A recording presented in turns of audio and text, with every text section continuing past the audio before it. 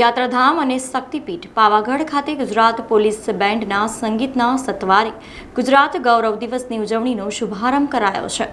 ગુજરાત રાજ્યના 65માં સ્થાપના દિવસ અંતર્ગત 1 મેના રોજ સમગ્ર રાજ્યમાં ગુજરાત ગૌરવ દિવસની ઉજવણી કરવામાં આવનાર છે,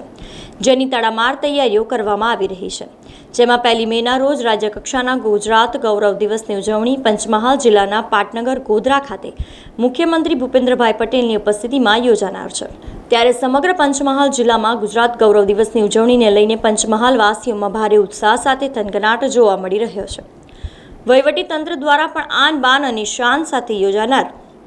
ગુજરાત ગૌરવ દિવસની ઉજવણી અંતર્ગત તમામ પ્રકારની તૈયારીઓને આખરી ઓપ આપવાની કામગીરી કરવામાં આવી રહી છે અને તમામ કાર્યક્રમોના અંતિમ રિહર્સલ કરી ઉજવણીની તડામાર તૈયારીઓ કરાઈ રહી છે।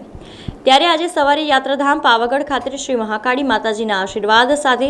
ગુજરાત પોલીસ બેન્ડ દ્વારા ગુજરાત ગૌરવ દિવસની ઉજવણીના ભાગરૂપે શ્રી મહાકાળી માતાજીના સાનિધ્યમાં મંદિર પરિસર ખાતે ગુજરાત પોલીસ બેન્ડના સુમધુર સંગીત સાથે ગુજરાત ગૌરવ દિવસની ઉજવણીનો માન સન્માન સાથે વાજતે ગાજતે ઉત્સાહભર્યા વાતાવરણમાં શુભારંભ કરાયો હતો,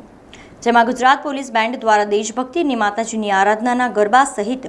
અદ્ભુત અને સંગીતની ધૂન છેડવામાં આવતા સમગ્ર પાવાગઢ ડુંગર ખાતે અનોખો માહોલ સર્જાયો હતો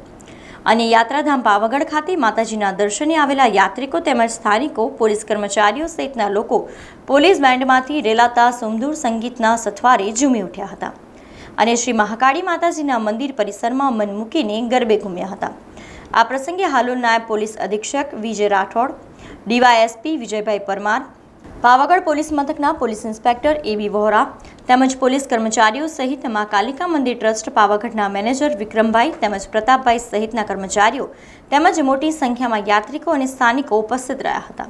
સમાચારોના સતત અપડેટ માટે TNN ન્યૂઝને YouTube પર સબસ્ક્રાઇબ કરી બેલ આઇકોન પ્રેસ કરો અને અમારી સાથે જોડાયેલા રહો Facebook, Instagram અને Twitter ઉપર।